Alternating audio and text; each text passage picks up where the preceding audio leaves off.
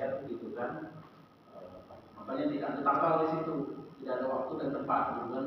Kalau kakak fleksibilitas gitu kan. Cuman tertulis bahwa di file itu hanya kalau dia memenuhi kuota 10 orang dan kita lakukan. Saya share di grup kami itu banyak ya, Susianto termasuk yang pertama menginisiasi, tapi dia WA cancel dari menteri, cancel bang kita ya mungkin dia bisa juga.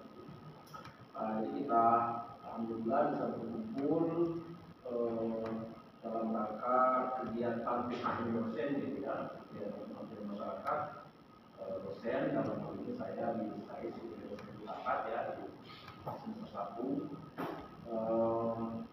Dan ini kita masyarakatkan, menurut saya filsafat ini ingin kita masyarakatkan profesor, karena ada image yang buruk terhadap filsafat itu ya.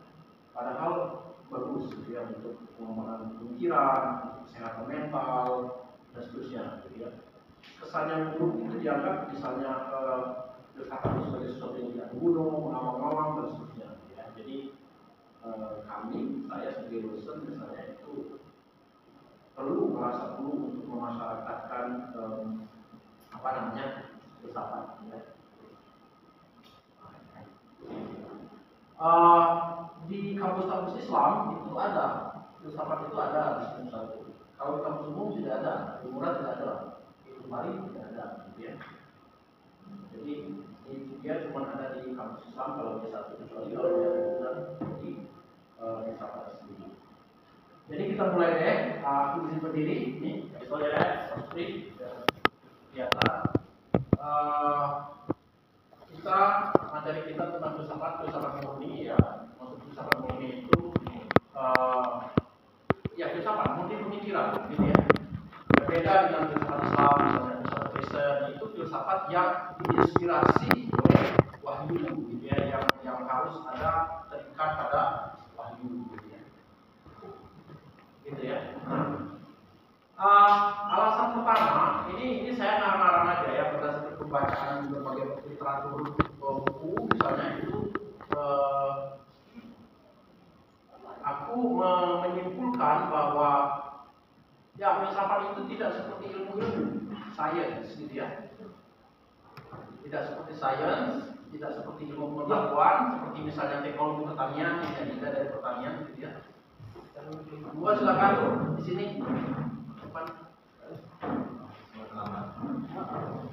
Alhamdulillah ya, kami mulai ya. Jadi mengapa kita perlu filsafat? Perlu sedikit dijelaskan. Jadi presentasinya mungkin cukup 30 menit. Ini kita nanti share. Ya tidak seperti ilmu pertanian yang memproduksi panen, bagaimana panen itu meningkat, gitu ya. Tidak seperti ilmu ekonomi yang berambisi untuk menjadi kaya raya, gitu ya. Jadi dia juga tidak seperti ilmu politik gitu ya, yang terobsesi pada kekuasaan, misalnya bagaimana mencapai kekuasaan. Filsafat itu dari pengalaman-pengalaman, dari pembacaan yang saya baca-baca gitu ya, filsafat itu menawarkan keinsafan pada kita gitu ya. Jadi agar kita terjadi yang namanya ketercerahan budi gitu ya, sehingga kita lebih wise dalam hidupnya gitu ya, lebih bijaksana. Nah,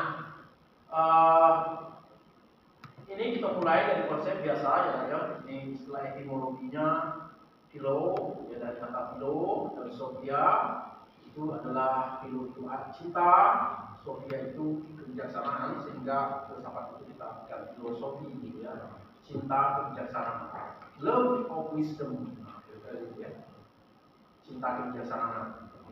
Nah, tetapi di sini ada Pitagoras ya, sosok filsafat Yunani itu ditanya, apakah ada orang yang bijaksana itu?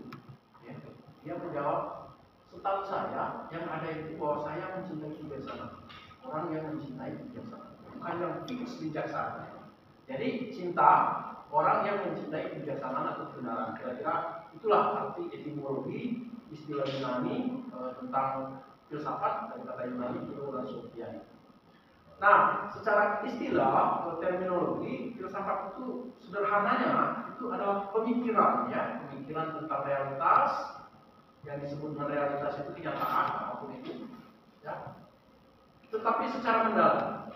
Jadi perenungan secara mendalam. Itu begitu definisi terminologi dari konsep filsafat gitu ya. Itu santai beda. Nah, ini si Profesor Budi Hardiman ya, dia seorang guru besar di Sekolah Tinggi Filsafat Diantara Jakarta itu mengatakan filsafat itu adalah suatu dambaan. Jadi bukan suatu pencapaian. Jadi kalau pencapaian itu sesuatu yang telah tercapai, ya, tetapi suatu dambaan, sesuatu yang masih harus kita inginkan. Nah, yang didapat itu tentu saja adalah kebenaran. Di sini dia mengatakan bahwa sesuatu itu baru atau suatu dambaan itu hanya mungkin ada jika terdapat sesuatu yang belum selesai. Jadi kalau sudah selesai berarti kita tidak mendapatkannya lagi. Jadi sesuatu itu kita dambakan kalau sesuatu itu belum selesai, maksudnya belum kita miliki, gitu ya, belum kita genggam dalam kehidupan. Filsafat merupakan suatu ketidaktuntasan atau fragmen yang kita butuh. Ya. Nah, ini objek filsafat. Objek filsafat itu artinya yang dikaji filsafat itu apa? Nah, ini kan. Di sini kita bagi dua, ada objek material dan objek formal. Objek material ini yang dikaji oleh filsafat, objek formal ini cara filsafat mengkaji objek material ini. Apa saja objek material itu? Objek material filsafat itu kalau kita bagi kelompokkan secara garis besar, itu ada Tuhan, ada alam semesta, ada manusia. Inilah tiga objek materi filsafat. Kalau politik masuk mana ya? Politik pasti dia masuk manusia. Ekonomi masuk mana? Masuk manusia. Ilmu-ilmu sosial modern hukum Islam itu ilmunya Pak Saiful itu masuk mana? Masuk ke soal manusia, gitu ya. Alam, fisika segala macam, gitu ya, biologi dan segala macam itu objek kajian filsafat masuk dalam kategori alam. Tuhan itu tersendiri. Jadi secara garis besar yang dikaji oleh filsafat itu menyangkut Tuhan, alam, dan manusia. Nah, tiga kata ini seringkali disebut dengan istilah realitas atau kenyataan atau yang ada dalam istilah filsafat itu. Yang ada.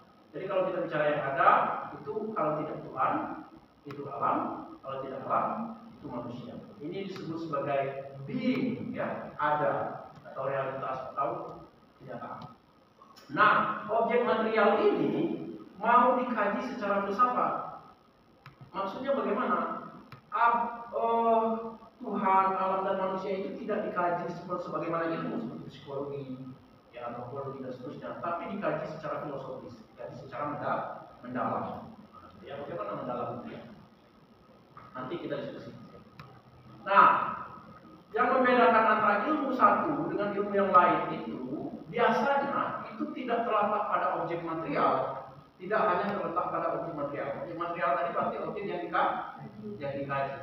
Sedangkan objek formal tadi cara mengkaji sudut pandang pengkajian, gitu ya. Misalnya ini ada manusia, gitu ya. Manusia ini. Nah, manusia ini ternyata dikaji oleh banyak sekali disiplin ilmu. Ada sosiologi, ada psikologi, ada ekonomi, antropologi, agama, kedokteran dan seterusnya. Itu mengkaji objek yang sama, yaitu manusia. Berarti materialnya sama. Tapi objek formalnya beda. Kita lihat misalnya, sosiologi mengkaji manusia dari sisi sosialnya, hubungan antar pribadi dan kelompok. Psikologi mengkaji manusia, tapi dari sisi kejiwaan, gitu ya. Ekonomi mengkaji manusia juga, tapi dari cara pandang, dari sudut bagaimana manusia itu memenuhi kebutuhan hidup, gitu ya. Antropologi sama, mengkaji manusia juga, tapi dari sisi kebudayaan. Agama sama, mengkaji manusia juga, tapi dalam kaitannya dengan Tuhan. Kedokteran sama, mengkaji manusia dari sisi kesehatannya. Jadi manusia sebagai materi yang sama, tapi dari sudut pandang yang berbeda-beda, maka melahirkan ilmu yang berbeda. Nah, jadi objek formal itu menyebabkan timbulnya perbedaan dalam memahami sesuatu. Nah, mungkin agak cepat beda ya, karena waktu. Ya. Cabang filsafat itu 3. ontologi, epistemologi, aksiologi. Pak Supri udah bilang kemarin ini. Atau metafisika ya, misalnya ini ontologi dan metafisika itu sama. Ini ontologi itu adalah menyangkut teori realitas. Realitas tadi kalau kita kelompokkan menjadi 3 tadi, alam, Tuhan dan manusia. Epistemologi itu menyangkut pengetahuan, knowledge, gitu ya. Aksiologi itu menyangkut teori nilai, gitu ya. Apa itu nilai yang kita bahas? Nah, ini dia metafisika. Nanti kita coba gimana nyambungnya itu dengan hipnosis itu Pak Faisal ini karena Pak Faisal belajar hipnosis. Nah, metafisika itu dalam kajian filsafat itu adalah usaha sistematis reflektif itu maksudnya perenungan dalam mencari hal yang ada di belakang hal-hal yang fisik. Jadi dia metafisika itu tidak puas pada yang tampak, yang fisik, yang material, tapi menuju yang imaterial, yang metafisik, yang non empirik. Jadi usaha sistematis dalam mencari hal yang ada di belakang hal-hal fisik. Itu berarti bahwa filsafat mencari prinsip dasar yang mencakup semua hal. Ya. Metafisika mau menjawab pertanyaan tentang apa yang sebenarnya ada atau apa yang sungguh-sungguh ada. Nah, ini bagi masyarakat awam ini konyol. Kalau misalnya kita bertanya apa sih sebenarnya yang ada itu, nah itu bagi masyarakat common gitu ya. Ya aneh itu pertanyaan itu, yang ada dia ini. Tapi bagi filsafat itu mengherankan. Nah, kita bisa mengacu pada buku yang terbakar misalnya ya tentang metafisika umum. Apa yang sebenarnya ada tadi dijawab oleh aliran ini. Ada materialisme, ada spiritualisme, ada pluralisme, dan lain-lain.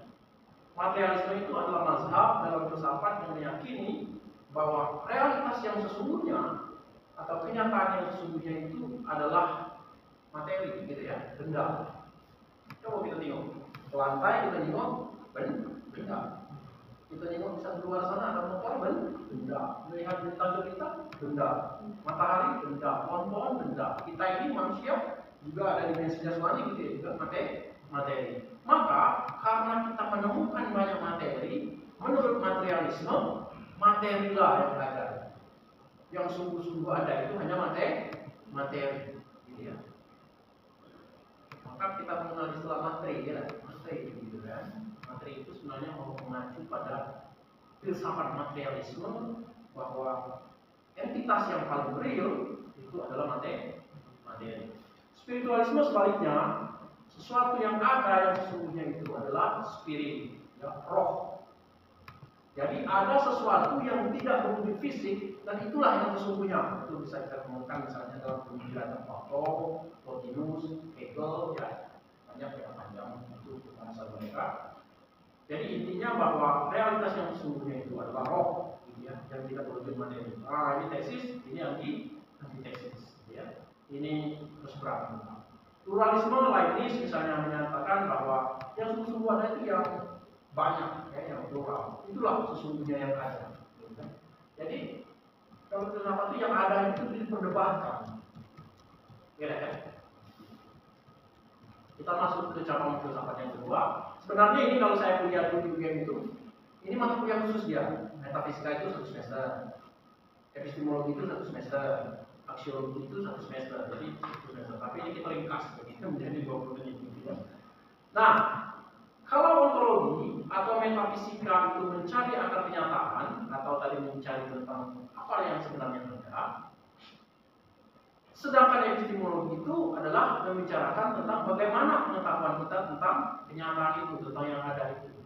Maka dia disebut sebagai the theory of knowledge, gitu ya, teori pengetahuan.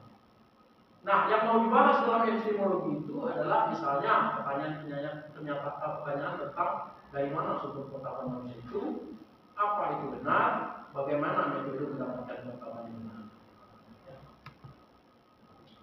Nah, dari mana pengetahuan manusia itu, sumbernya dari mana, ini dijawab oleh aliran-aliran ini. Empirism, rationalism, criticism, positivism, fenomenologi, hermeneutika. Ini adalah aliran-aliran yang membahas persoalan pengetahuan manusia. Oke. Nanti kita bahas ya. Nah, dalam epistemologi juga dibahas tentang the theory of truth atau teori-teori kebenaran.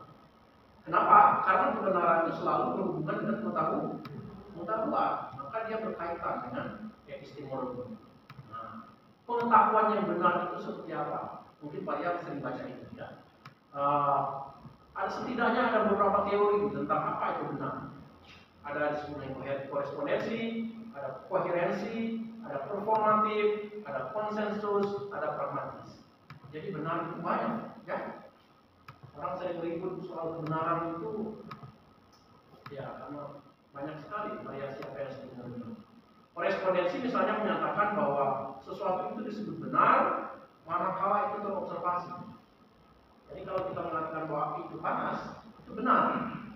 Kenapa? Karena dia terobservasi faktual oleh secara empirik. Ya. Kalau kita mengatakan bahwa pohon di luar sana hijau, itu benar. Kenapa? Karena dia terobservasi secara faktual, itu benar. Ya. Sedang koherensi tidak. Koherensi itu benar, itu jika terdapat konsistensi logis. Jadi kalau dia ada konsisten pemikirannya itu, kalau hakim itu maksudnya bertanya itu dia bentuk konsistensi logis. Ya. Benar itu harus ada konsisten, koheren, keterkaitan pikiran. Performatif itu mengasumsikan bahwa benar itu kalau berdasarkan otoritas. Kalau dokter memvonis saya, misalnya saya yang mengidap COVID, kita bangun aja Pak. Kemarin aku periksa di Siloam, lagi jam, ya. Wah ini ada batu, ada kan. Balik Pak, balik dulu gitu. Tempur Pak, tempur gitu kan. Kenapa kita begitu Pak? Karena berdasarkan performatif, berdasarkan otoritas, dia punya otoritas untuk menyatakan sesuatu itu benar atau salah. Jadi kita di depan kebenaran itu mati-mati. Nah, konsensus itu adalah teori yang menyatakan bahwa benar itu manakala ada kesepakatan komunitas tertentu. Mama Gufron pernah dengar kan? Mama Gufron, profesor pernah dengar Mama Gufron? Benar nggak Mama Gufron itu? Komunitasnya benar, gitu ya. Nah, seperti ya. Pragmatis, teori yang menyatakan bahwa benar itu manakala dia bersifat fungsional, gitu ya, atau berguna. Nah, ini kayak teori contoh, teori korespondensi, misalnya air mendidih pada suhu 100 derajat Celcius, api itu panas dan lain-lain, itu adalah contohnya. Ini adalah koherensi yang banyak dipakai dalam matematika, gitu ya. Misalnya jika A sama dengan B dan B adalah C, maka A sama dengan C, gitu ya. Misalnya jika jarak antara kota A kota B 150 km, kecepatan kita 50 km per jam, maka waktu kita adalah 3 jam. Benar ya? Kalau kita mengatakan 4 jam di sini salah. Kenapa? Karena ada konsistensi antara pernyataan-pernyataan ini. Ya. Cabang misalkan yang ketiga, aksiologi, the theory of value, ya, teori nilai. Nah, kalau ontologi membicarakan apa sesuatu itu, epistemologi membicarakan bagaimana sesuatu itu diketahui, maka aksiologi itu membicarakan manfaat, fungsi dari pengetahuan tentang sesuatu itu. Jadi, aksiologi itu membicarakan tentang nilai, ya, nilai. Dia harus baca buku ini, saya baca bersama. Ya. Apa yang menjadi pertanyaan dalam aksiologi? Nilai itu apa? Hakikat nilai itu apa? Apakah sesuatu itu, nah ini yang pernah kita diskusikan ya, Bapak Isonya di kelasnya. Apakah sesuatu itu bernilai atau berharga karena kita menginginkannya? Nah ini penting. Atau karena kita menginginkannya, maka sesuatu itu menjadi bernilai, berharga. Nah, problem ini menimbulkan dua aliran nanti. Ada yang namanya subjektivisme dan objektivisme. Uang, duit itu karena kita menginginkannya, harusnya penting maka dia bernilai. Atau karena uang itu bernilai, maka kita menginginkannya. Atau dua-duanya, gitu ya. Nah, apa itu nilai ini? Secara umum nilai itu harga, fungsi, manfaat, atau kegunaan. Kalau kita pergi ke Indomaret bawa satu kertas putih dari 150 misalnya, kasihnya nggak mau terima yang kertas putih, tapi mau yang 50. Padahal sama-sama kertas. Kenapa? Karena fungsi. Mana yang berfungsi sebagai alat tukar, mana yang berfungsi sebagai atas biasa. Itu secara umum nilai itu harga atau fungsi. Nah, dalam filsafat, nilai itu adalah kualitas yang unreal. Maksudnya tidak nyata. Dia ada, tapi tidak berwujud benda-benda, tapi menyatu dengan benda. Ya, misalnya ini yang pointer. Pointer ini sebuah objek, gitu ya. Tetapi di dalam objek ini ada nilai, ada fungsi, gitu ya. Sehingga kalau begitu nilai itu dia tidak bisa eksis sendiri, gitu ya. Tidak bisa eksis sendiri. Dia perlu pengemban. Pengemban itu apa? Objek, gitu ya. Tapi harus dipisahkan, nilai itu bukan objek, gitu ya. Nilai itu bukan objek. Jadi ada fakta, ada nilai. Di dalam fakta objek ini terkandung nilai. Nah, gitu ya. Aliran-aliran tentang subjektivisme, aliran aksiologi, sesuatu itu bernilai karena subjek mempunyai kepentingan. Ini seringkali kita alami. Kalau kita ada kepentingan dan misalnya ya, wah penting ya, berharga waktu dia kan. Tapi kalau kita tidak punya kepentingan, ya apa boleh. Tidak ya. Itu subjektivisme. Artinya sesuatu itu bernilai kalau ada kepentingan. Berton Perry itu seorang tokoh dalam filsafat nilai itu mengatakan nilai itu bukan objek kepentingan. Kalau objektivisme beda. Bernilai atau tidaknya sesuatu tidak bergantung pada subjek penilai, tapi pada objeknya. Sehingga nilai bersifat objektif. Nah, ini dua aliran yang bertentangan, gitu ya, antara subjektivisme dan objektivisme. Nah, secara garis besar aksiologi itu terbagi dua, etika dan estetika. Etika itu adalah studi tentang baik buruk, estetika itu studi tentang tidak indah. Nah, etika ini jadi ilmu ya. Ya beda dengan hukum, beda dengan agama, tapi murni ilmu gitu ya. Ini misalnya contoh perdebatan tentang etika. Apakah karena Tuhan melarang zina, maka zina menjadi buruk? Atau karena zina adalah buruk, maka Tuhan melarangnya? Gitu ya. Kalau yang pertama, berarti itu berdasarkan otoritas Tuhan, seorang Tuhan. Gitu ya. Tapi pada saat larangan belum ada, zina itu bisa jadi tidak buruk. Ya. Kalau begitu, zina buruk tidak pada dirinya sendiri, tetapi berdasarkan larangan. Atau karena zina adalah buruk, Tuhan melarangnya. Ini polemik, ini apa namanya problem gitu ya. Contoh-contoh sholat etika. Nah, pertanyaan di atas menyangkut kriteria baik buruknya suatu perilaku. Kriteria ini dibahas dalam cabang-cabang etika seperti hedonisme, egoisme, voluntarisme, deontologi dan lain-lain. Ini adalah aliran-aliran di dalam etika. Egoisme misalnya menyatakan bahwa sesuatu itu baik kalau dia menguntungkan pribadi. Saya beribadah pada Allah, mendapatkan surga, itu dengan siapa? Dengan pribadi kan? Nah, dengan pribadi itu egoisme dalam perspektif etika. Ya, pribadi. Nah, itu Bapak dosen, teman-teman mahasiswa,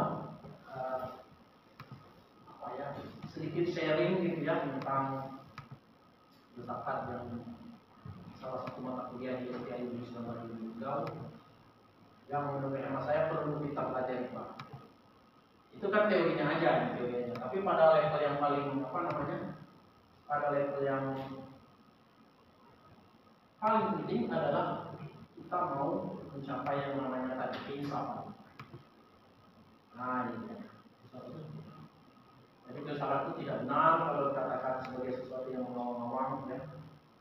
Saya itu punya silogisme seperti ini. Filsafat itu berpikir, agama memerintahkan kita berpikir, itu berarti filsafat itu perintah agama. Nah, gitu ya. Jadi tidak haram filsafat itu. Di dalam literatur Islam itu misalnya Tahafut al-Falasifah yang ditulis oleh Ghazali itu mengatakan filsafat. Itu karena sebenarnya itu kritik saja untuk orang-orang yang dulu dianggapnya keluar dari teologi Islam. Ini saja teman-teman sekalian. Terima kasih telah menyimak dan mendengarkan paparan saya. saya begitu ya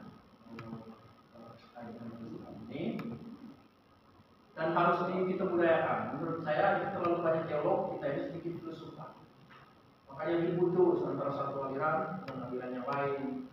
Kenapa? Karena gagal di dalam memahami persoalan epistemologi, persoalan pengetahuan. Pengetahuan kita itu perspektifal kan? Ya, terima kasih. Gua silakan kalau ada yang ditanggapi, kita sambil ngobrol-ngobrol. Silakan Pak, mungkin Pak.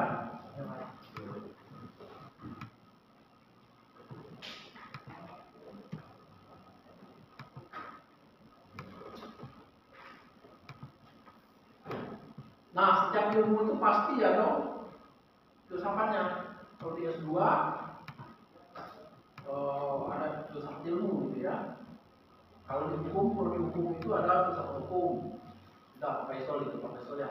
Pak Head ya, Faisal ya yang mengakunkannya. Kalau pendidikan itu filsafat pendidikan ada filsafat pendidikan. Kalau di kampus kita ini